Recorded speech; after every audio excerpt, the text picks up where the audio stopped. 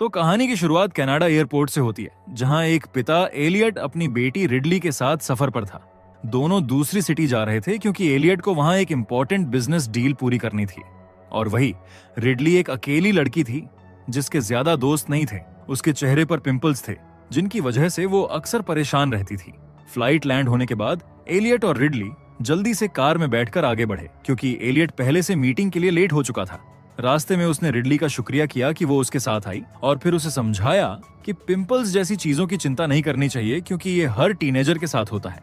ये सुनकर रिडली थोड़ी शांत हो गई। फिर हमें पता चलता है कि उसकी माँ की मौत कुछ समय पहले हो चुकी थी और इसी वजह से वो अकेले रहना पसंद नहीं करती थी और अक्सर अपने पापा के साथ उसके काम पर चली जाती थी। इसी दौरान उसे उस व्यक्ति का फोन आया जिससे उसकी बिजनेस डील तय थी।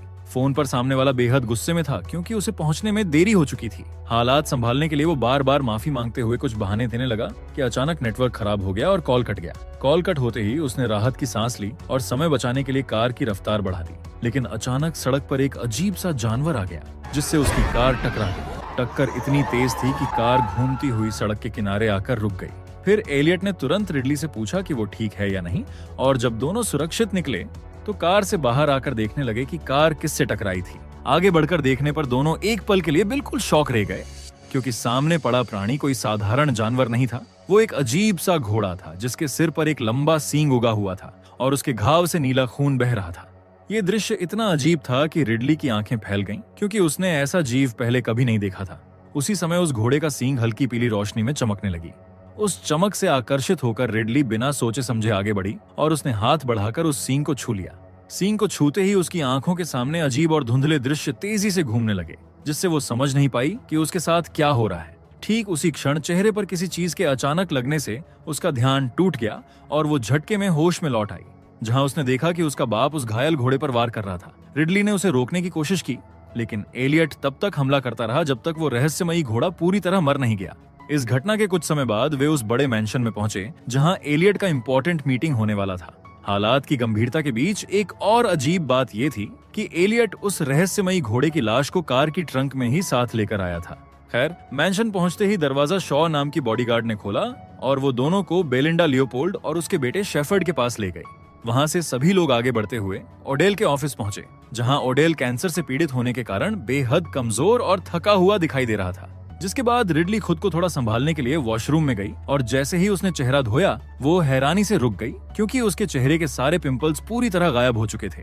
उधर कमरे में उसका पिता डॉक्यूमेंट्स पढ़ने की कोशिश कर रहा था लेकिन अचानक उसे महसूस हुआ कि चश्मा लगाने पर उसे साफ दिखाई नहीं दे रहा। कुछ देर तक वो उलझन में रहा, फिर उसने चश्मा उतारकर दोबारा डॉक्यूमेंट्स देखने की कोशिश की और हैरानी की बात ये थी कि बिना चश्मे के वो सब कुछ पहले से भी ज्यादा साफ पढ़ पा रहा था। खैर, इसी बीच कार में पड़ा यूनिकॉर्न का सींग धीरे धीरे हल्की चमक छोड़ने लगा और जिस जानवर को वे मरा हुआ समझ चुके थे उसने अंदर हल्की सी हरकतें शुरू कर दी थीं।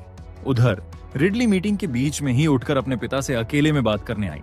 हादसे के बाद से वो उस प्राणी को लेकर बेचैनी और तनाव महसूस कर रही थी। उसने साफ कहा कि इतनी बड़ी घटना को छिपाना ठीक नहीं है, लेकिन पिता ने उसे शांत करते हुए भरोसा दिलाया कि वो रात में जब सब लोग सो जाएंगे तब उस जानवर को चुपचाप दफना देगा और किसी को इसके बारे में पता नहीं चलेगा। लेकिन उनका प्लान उसी समय बिगड़ गया जब बाहर अचानक उनकी कार हिलती हुई दिखाई दी। ये देखकर वे तुरंत बाहर भागे ताकि चीजें छिपाई जा सकें, पर शोर सुनकर बटलर ग्रिफ भी बाहर आ गया और उसके साथ घर के बाकी लोग भी एक एक करके बाहर इकट्ठा हो गए। उसी क्षण कार की खिड़की अचानक जोर से टूटकर बाहर उछली और अंदर से निकला सींग कार की छत को आर पार कर गया। कुछ ही पल बाद मरा हुआ समझा गया वो जानवर खिड़की के पास दिखाई दिया, दर्द से चीखता हुआ और बाहर निकलने की बेताब कोशिश करता हुआ। ये देखकर रिडली डरकर पीछे हट गई, लेकिन हालात संभालने के लिए शॉ तुरंत बंदूक लेकर आगे बढ़ी और बिना झिझक सीधे उसके सिर पर गोली मार दी। जिसके बाद सभी लोग उस अजीब और अनजाने जानवर के शरीर के आसपास इकट्ठा हो गए और उसके बारे में चर्चा करने लगे। माहौल भारी था, लेकिन इसी बीच रिडली ने हिम्मत जुटाकर साफ आवाज में कह दिया कि ये असलियत में एक यूनिकॉर्न है। उसकी बात सुनते ही एलियट की नजर अपनी बेटी के चेहरे पर पड़ी और वो तुरंत समझ गया कि उसके लुक्स में आए अचानक बदलाव का कारण क्या है। फिर उसने सबके सामने स्वीकार कर लिया कि उसने हिट एंड रन किया था। उसने ये भी बताया कि दुर्घटना के दौरान उस पर यूनिकॉर्न का नीला खून गिरा था और तभी से उसकी नजर अचानक ठीक हो गई थी। ये सुनकर सभी को समझ आ गया कि यूनिकॉर्न के खून में किसी स्पेशल हीलिंग पावर का प्रभाव है। इस एहसास के बाद रिडली ने गंभीरता से सुझाव दिया कि उन्हें सरकार को बुलाकर इस जानवर की ठीक तरह से जांच करवानी चाहिए, लेकिन ओडेल ने तुरंत मना कर दिया।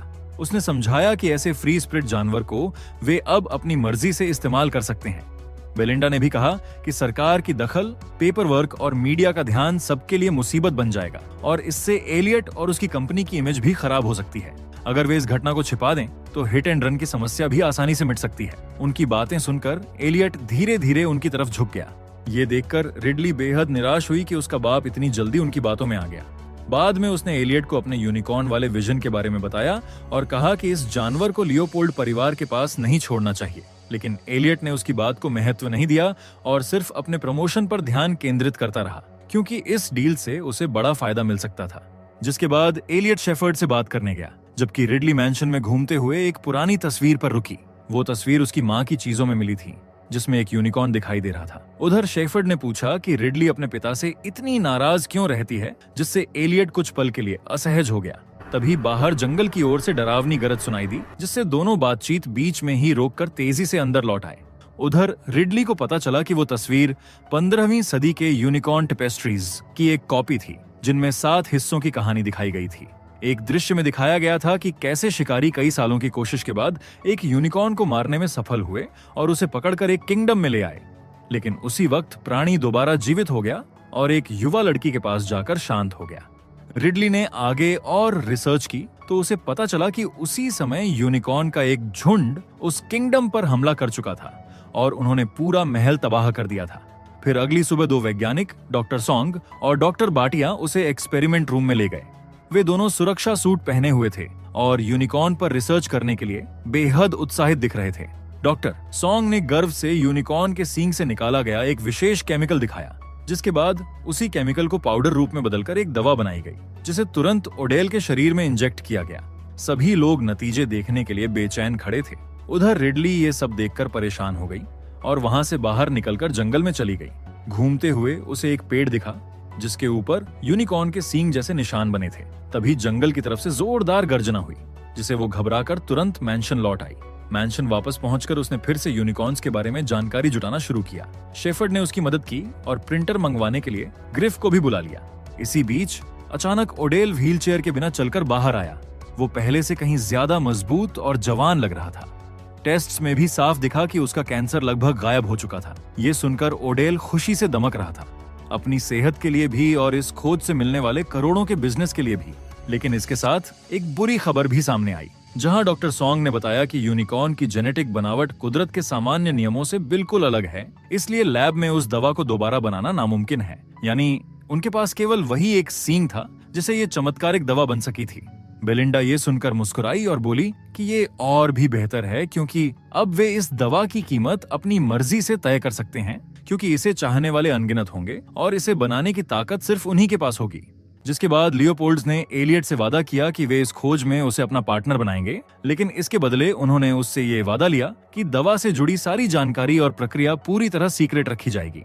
ये सुनकर एलियट उत्साहित हो उठा और मैंशन में उसके सम्मान में एक छोटा सा जश्न भी शुरू हो गया। लेकिन तभी रिडली ने सबका टोस्ट बीच में ही रोक दिया। उसने फर्श पर यूनिकॉर्न टेपेस्ट्रीज की तस्वीरें फैलाकर सभी को समझाया कि ये कहानी इतिहास में कई बार दोहराई गई है। उसने बताया कि शुरू के समय में यूनिकॉर्न्स को खतरनाक राक्षस माना जाता था। उनका चमत्कारी खून सदियों से जाना जाता रहा है, लेकिन जो लोग उन्हें पकड़ने या मारने की कोशिश करते थे, वे लगभग हमेशा भयानक और दर्दनाक मौत का शिकार बनते थे। रिडली की बातों को लियोपोल्ड्स ने गंभीरता से लेने के बजाय हल्के में उड़ा दिया और मजाक का विषय बना दिया। उधर माहौल शांत होते ही शॉ और ग्रिफ यूनिकॉर्न की बॉडी को कंपनी भेजने की तैयारी में जुट गए। इस सब के बीच रिडली खुद को अकेला महसूस करने लगी और थोड़ी देर के लिए शांत होने के लिए कार में जाकर बैठ गई। तभी अचानक पूरे मैंशन की लाइट्स बंद हो गईं। लैब में बाटिया ने डॉक्टर सॉन्ग को बताया कि सींग की रेडिएशन अब तक के सबसे ऊंचे स्तर पर पहुंच चुकी है।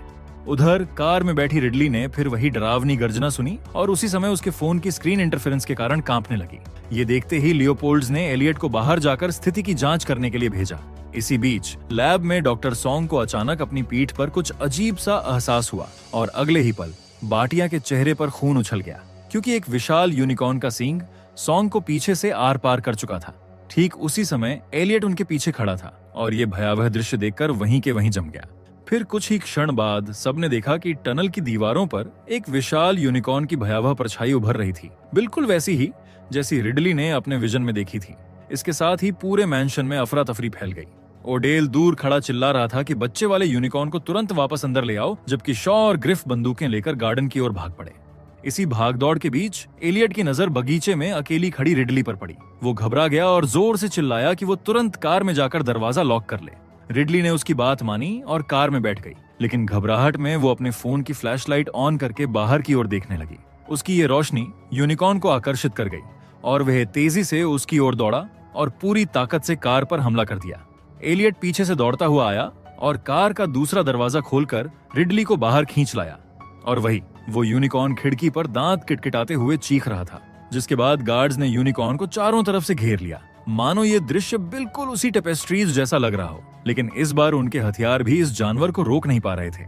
कार के नीचे छिपे एलियट और रिडली ने भय के साथ देखा कि यूनिकॉर्न का एक भारी पैर सीधे एक गार्ड के सिर पर पड़ा और उसका सिर एक ही झटके में कुचल गया। इस भयानक दृश्य के बाद रिडली ने मौका पाकर तुरंत मैंशन की ओर दौड़ लगा दी। यूनिकॉर्न भी उसके पीछे तेजी से भागा, लेकिन वो समय रहते अंदर पहुंच गई और दरवाजा जोर से बंद कर दी।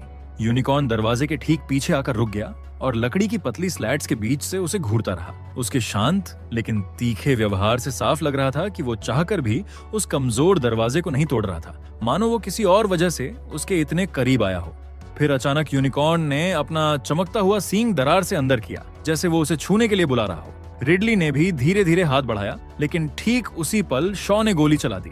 गोली की आवाज से यूनिकॉर्न घबरा गया और पीछे हट गया, जिसके बाद सभी लोग मैंशन के अंदर इकट्ठा हो गए। रिडली ने हांफते हुए अपने विजन के बारे में बताया और कहा कि उसका उस बच्चे वाले यूनिकॉर्न से किसी तरह का कनेक्शन बन गया है। ये सुनकर ओडेल को विश्वास हो गया कि उस बड़े यूनिकॉर्न को पकड़ना अब जरूरी है। वो खुद उस सींग को छूना चाहता था ताकि वो किसी भी हमले से प्रतिरक्षित हो सके। इसी माहौल में शेफर्ड ने ये बात भी जोड़ दी कि एक यूनिकॉर्न के सींग से अनगिनत लोगों की जान बचाई जा सकती है। रिडली को उनकी नीयत साफ दिख रही थी, पर वो किसी को रोक नहीं पाई। तभी ओडेल ने एक बार फिर एलियट को पार्टनरशिप का लालच दिया और एलियट ने बिना झिझक तुरंत उसकी बात मान ली। ओडेल ने शिकार के कपड़े पहन लिए और एलियट को भी अपने साथ चलने के लिए कहा। रिडली ने रोते हुए पापा से विनती की कि वे इस योजना से पीछे हट जाएं और उसे घर ले चलें, लेकिन एलियट ने ओडेल के प्रस्ताव के लालच में उसकी बात अनसुनी कर दी और उसके साथ जाने का फैसला कर लिया। उधर शेफर्ड ने बहाना बनाकर मैंशन में ही रुकने का नाटक किया। जैसे ही मौका मिला, उसने बाटिया से बात करते हुए चुपके से यूनिकॉर्न वाली दवा का वायल चुरा लिया। इतना ही नहीं, उसने बाटिया को यह भी समझा लिया कि बच्चे वाले यूनिकॉर्न का सींग काट देना चाहिए ताकि वे उससे और दवा बना सकें। बाहर शॉ रेडिएशन मापक लेकर टीम को जंगल की दिशा बता रही थी और इसी बीच शेफर्ड के हाथ से वो दवा वाला वायल फिसल कर गिर गया। उसे साफ करते करते वो खुद को रोक नहीं पाया और थोड़ा सा केमिकल छक लिया, जिसके बाद उसका लालच और बढ़ा तो उसने $100 का नोट रोल किया और पूरी खुराक सूंघ ली। कुछ ही क्षणों में उसकी आंखें अलौकिक चमक से भर गईं, मानो उसके अंदर कोई नई अनियंत्रित शक्ति जाग उठी हो। उधर रिडली बैग लेकर मैंशन से निकलने वाली थी, लेकिन अपने पिता की चिंता उसे रोक गई। उसे टेपेस्ट्री का वो हिस्सा याद आया जिसमें बताया गया था कि बच्चा यूनिकॉर्न मरा नहीं था। उसकी प्रजाति इतनी तेजी से पुनर्जीवित होती है कि वह दोबारा जीवित भी हो सकती है। ये सोचकर उसके मन में डर गहराता गया, क्योंकि उसके पिता और बाकी लोग ये मानकर जंगल में जा रहे थे कि वे सिर्फ एक घायल यूनिकॉर्न का सामना करेंगे। इस डर ने उसे तुरंत कार्रवाई करने पर मजबूर कर दिया और वो ग्रिफ को ढूंढने निकली ताकि उसे भेजकर सबको वापस बुलाया जा सके। इसी बीच ओडेल का ग्रुप जंगल में उस खतरनाक प्राणी के बेहद करीब पहुंच चुका था। तभी एलियट को रिडली के किए हुए मैसेज दिखाई दिए। उसी समय जब ओडेल बस 1 मीटर दूर था उस जाग चुके यूनिकॉर्न से, एलियट ने घबराकर शॉ को चेतावनी देने की कोशिश की, लेकिन शॉ का ध्यान बाटिया की रेडिएशन डिवाइस पर था जो लगातार तेजी से बीप कर रही थी। उसे लगा कि पास में एक और रेडिएशन सोर्स मौजूद है, यानी एक और यूनिकॉर्न। और ठीक उसी क्षण दूसरा यूनिकॉर्न अचानक पीछे से झपटा और शॉ के कंधे पर काटते हुए उसे हवा में उठा लिया। अगले ही पल दोनों यूनिकॉर्न एक साथ पूरे ग्रुप पर टूट पड़े और कुछ ही क्षणों में गार्ड्स एक एक करके मारे जाते चले गए। ये सब देखकर एलियट ने तुरंत नाइट विजन बाइनोकुलर पहन लिया और देखा कि एक यूनिकॉर्न सीधे उसकी ओर हमला करने की तैयारी में है। वो समय रहते झुक गया और यूनिकॉर्न का वार उसके ऊपर से निकलते हुए पीछे खड़े एक अन्य गार्ड को उछालकर दूर फेंक गया। अब किसी तरह केवल ओडेल और एलियट ही बच पाए और दोनों मैंशन की ओर भागने लगे, लेकिन वे दरवाजा समय पर बंद नहीं कर सके और यूनिकॉर्न्स मैंशन के गार्डन तक पहुंच आए। दोनों के बीच फंसे ओडेल ने अचानक रणनीति बदलते हुए कहा कि वो उन्हें शांत कर सकता है। ये सोचकर वो धीरे धीरे आगे बढ़ा और एक यूनिकॉर्न के सींग को छूने की कोशिश करने लगा। सबकी हैरानी के लिए यूनिकॉर्न उसके सामने झुकता हुआ प्रतीत हुआ, मानो वो ओडेल को स्वीकार कर रहा हो। लेकिन अगले ही क्षण यूनिकॉर्न ने अचानक जोरदार झटका दिया और अपना सींग नीचे से ऊपर की ओर उठाते हुए ओडेल की ठुड्डी चीरता हुआ उसके सिर के आर पार निकल गया। मैंशन के अंदर से खड़े लोग ये दृश्य देखकर चीख पड़े, जिसके बाद ग्रिफ ने हड़बड़ी में मैंशन का फ्रंट डोर बंद कर दिया और एलियट ने पुलिस को कॉल करने की कोशिश की। और इस बार लियोपोल्ड्स भी सहमत थे, लेकिन कॉल कट गई और पूरे मैंशन की लाइट्स फिर से चली गईं। अंधेरे में रिडली ने कहा कि उन्हें बच्चे वाले यूनिकॉर्न को वापस कर देना चाहिए ताकि वो बड़ा यूनिकॉर्न शांत हो जाए। लेकिन बेलिंडा ने तुरंत मना करते हुए कहा कि अब ये तरीका काम नहीं करेगा, क्योंकि बाहर जाने वाला इलेक्ट्रिक गेट बंद है और वे सब यूनिकॉर्न्स के साथ अंदर ही फंस चुके हैं। ग्रिफ ने समझाया कि गार्डन के दूसरे कोने में मौजूद मशीन हाउस में जाकर गेट को मैन्युअली खोला जा सकता है, लेकिन इसके लिए किसी एक व्यक्ति को वहां तक जाना पड़ेगा। बेलिंडा और शेफर्ड ने बिना किसी हिचक के फैसला किया कि ग्रिफ ही बाहर जाएगा, क्योंकि वही उस मशीन को चलाना जानता था। ग्रिफ भारी कदमों के साथ टनल की ओर बढ़ गया। उधर बांटिया ने बच्चे वाले यूनिकॉर्न को गार्डन में रख दिया, ये उम्मीद करते हुए कि वयस्क यूनिकॉर्न शांत हो जाएंगे, लेकिन यह तरीका बिल्कुल काम नहीं आया। रिडली हैरान थी कि यूनिकॉर्न कोई प्रतिक्रिया क्यों नहीं दे रहे। तभी बांटिया घबराकर गेट की तरफ भागी, जहां ग्रिफ मैनुअल हैंडल घुमाकर गेट खोलने की पूरी कोशिश कर रहा था। गेट लगभग खुल चुका था कि बांटिया ने पीछे मुड़कर देखा। वयस्क यूनिकॉर्न वहां से अचानक गायब हो चुके थे। वो घबराकर बाकी लोगों को चेतावनी देने के लिए चिल्लाने वाली थी कि अगले ही पल एक यूनिकॉर्न का तेज सींग पीछे से आकर उसके शरीर को आर पार कर गया। फिर दूसरे यूनिकॉर्न ने उसके पैर पर हमला किया और फिर दोनों मिलकर कुछ ही क्षणों में बांटिया को टुकड़ों में बर्बरता से फाड़ डाला। ग्रिफ किसी तरह अपनी जान बचाते हुए मैंशन की ओर भागा और उसके पीछे पीछे बाकी 4 लोग भी डर के मारे चिल्लाते हुए अंदर दौड़ पड़े। जैसे ही वे नीचे पहुंचे, शेफर्ड अचानक उत्साह में चिल्ला उठा कि उसने टेपेस्ट्री की पहेली सुलझा ली है। यूनिकॉर्न्स को हराने का सिर्फ एक ही तरीका है, एक प्योर हार्ट वाली युवा लड़की। और वहां मौजूद सभी लोगों में से केवल एक ही लड़की थी, रिडली। अपनी बेटी को चारे की तरह इस्तेमाल करने की बात सुनकर एलियट का गुस्सा फट पड़ा। उसने तेज आवाज में कहा कि वो ये सब अब और नहीं करेगा। उसी दौरान शेफर्ड फिर से ट्रांस जैसी अवस्था में चला गया और उसने एक बार फिर सींग की पाउडर वाली ऊर्जा हवा में बिखेर दी। एलियट और रिडली मैंशन से भागने की कोशिश कर रहे थे, लेकिन कुछ ही सेकंड बाद शेफर्ड अचानक नॉर्मल हो गया और रास्ते में खड़ा होकर उन्हें बाहर निकलने से रोकने लगा। तभी खिड़की पर एक भारी परछाई उभरी। दोनों वयस्क यूनिकॉर्न मैंशन के चारों ओर घूम रहे थे। उनमें से एक मुख्य दरवाजे पर जोर जोर से हमला करने लगा, जिसे सभी लोग घबरा गए और उल्टी दिशा में भागने पर मजबूर हो गए। दूसरे यूनिकॉर्न ने लैब की दीवार तोड़ने की कोशिश शुरू कर दी, जिससे स्थिति और भी खतरनाक बन गई। कुछ ही पलों में सामने वाला यूनिकॉर्न दरवाजा तोड़कर घर के अंदर घुस आया। एलियट तुरंत रिडली को पकड़कर सीढ़ियों की ओर भागा, जबकि लियोपोल्ड्स दूसरी दिशा में रास्ता ढूंढने लगे। दोनों यूनिकॉर्न घर के अंदर घुस चुके थे और अलग अलग जोड़ी का पीछा करने लगे। एलियट एक कमरे में पहुंचकर रिडली के साथ खुद को अंदर बंद कर लिया और दरवाजे की पतली सी दरार से बाहर देखने लगा। अचानक उसी दरार के सामने यूनिकॉर्न का विशाल डरावना चेहरा उभरा, जिसे वो पीछे की ओर उछल पड़ा। उधर बेलिंडा और शेफर्ड एक दीवार के पीछे छिपे थे और दूसरा यूनिकॉर्न उस दीवार को लगातार तोड़ने की कोशिश कर रहा था। शेफर्ड ने अपना जूता फेंककर उसका ध्यान हटाया और अपनी मां को साथ लेकर भागा, लेकिन जाते जाते उसने सींग वाला कंटेनर भी उठा लिया। भागते हुए वो अपनी योजनाओं के बारे में बड़बड़ाने लगा कि कैसे वो बचेगा और दुनिया में हीरो बनेगा। लेकिन बेलिंडा ने जैसे ही कंटेनर खोला, उसके चेहरे से रंग उड़ गया, क्योंकि कंटेनर पूरी तरह खाली था। उधर कमरे में एलियट ने चुपके से चुराया हुआ असली सींग रिडली के सामने रख दिया। रिडली ये देखकर उसके लालच पर हैरान रह गई। उसी पल एलियट का भावनाओं पर काबू टूट गया और वो स्वीकार करने लगा कि वो हमेशा से उसकी मां से किए वादे को निभाना चाहता था, पर लालच ने उसे अंधा कर दिया। उसे महसूस हुआ कि रिडली की खुशी कभी पैसों से नहीं जुड़ी थी और वो उसकी भावनाओं को समझने में लगातार असफल रहा था। दूसरी तरफ बेलिंडा बुक शेल्फ के पास खड़ी यूनिकॉर्न की हलचल को सुनने की कोशिश कर रही थी। जैसे ही उसने शेफर्ड से कहा कि शायद यूनिकॉर्न चला गया है, अचानक एक जलता हुआ सींग बुक शेल्फ को चीरता हुआ सीधे उसके शरीर में घुस गया। यूनिकॉर्न ने उसे पकड़कर दूसरे कमरे में घसीटा और दीवारों से टकराते हुए इधर उधर फेंकना शुरू कर दिया। और वही शेफर्ड एक जली हुई तीर पकड़े ओडेल के ऑक्सीजन टैंक पर निशाना साधने की कोशिश कर रहा था, लेकिन डर के कारण उसका हाथ कांपने लगा और उसकी हिम्मत टूट गई। उसी बीच हालात और भयावह हो गए, क्योंकि अगले ही पल यूनिकॉर्न ने बेलिंडा को मुंह में दबोचकर अंदर से फाड़ डाला, जिससे उसका खौफनाक अंत वहीं हो गया। उसी समय एलियट ने रिडली को कमरे से बाहर बंद कर दिया, क्योंकि वो समझ चुका था कि अब इस दैत्य का सामना उसे ही करना होगा। दरवाजा खोलते ही उसने यूनिकॉर्न को बाहर की ओर खींचकर उसका ध्यान भटकाया और उसी एक मौके का फायदा उठाते हुए वो तेजी से बगीचे की ओर दौड़ पड़ा। रिडली ने मौका मिलते ही झाड़ियों में छलांग लगा दी लेकिन तुरंत ही शेफर्ड उसके पीछे आ पहुंचा। उसने जली हुई तीर उसकी ओर तान कर धमकी दी कि वो बच्चे वाले यूनिकॉर्न के पास ही खड़ी रहे, क्योंकि उसके अनुसार प्योर हार्ट वाली लड़की ही इन प्राणियों को काबू में कर सकती है। ठीक उसी तरह एक वयस्क यूनिकॉर्न दहाड़ते हुए रिडली के सामने आ खड़ा हुआ। रिडली डर के मारे आंखें बंद कर गईं, लेकिन जब उसने धीरे धीरे दोबारा आंखें खोलीं, तो देखा कि यूनिकॉर्न शांत होकर उसकी गोद में लेटा था, मानो उसे उसी में भरोसा मिल गया हो। ये देखकर शेफर्ड तुरंत उस यूनिकॉर्न के पैरों को बांधने लगा, लेकिन तभी दोनों ने एक और तेज हिनहिनाहट सुनी और चौंक कर पीछे मुड़े, जहां दूसरा यूनिकॉर्न भी लगभग शांत हो चुका था। वो एलियट के हाथ में पकड़े हुए सींग के पीछे पीछे चलता हुआ रिडली के पास पहुंचा और फिर उसके ठीक बगल में आकर लेट गया। ये स्थिति देखते ही शेफर्ड उत्साहित हो उठा और बोला कि उनका काम अब आसान हो गया है। लेकिन इसी बीच एलियट का धैर्य जवाब दे गया। उसने गुस्से में सींग उठाया और सीधे शेफर्ड पर वार कर दिया। जवाब में शेफर्ड ने भी बिना झिझक के जली हुई तीर से पलटकर उस पर हमला किया। एलियट घायल होकर गिर पड़ा और ये देखकर रिडली घबराई हुई अपने पिता की मदद के लिए उसकी ओर दौड़ पड़ी।